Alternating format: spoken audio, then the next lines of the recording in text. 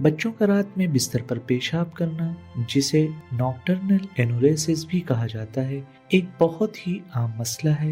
ये मसला ज्यादातर वक्त के साथ खुद ही हल हो जाता है, लेकिन कुछ बच्चे 7 साल या उससे ज्यादा उम्र में भी बिस्तर पर पेशाब कर सकते हैं। याद रखें कि बेड वेटिंग बच्चे की गलती नहीं है, इसलिए बच्चे को कभी भी शर्मिंदा ना करें या डांटें नहीं। इस मसले को हल करने के लिए उनका मुकम्मल साथ दें और सब्र से काम लें। बच्चे की मदद के लिए ये कुछ आसान टिप्स आजमाएं।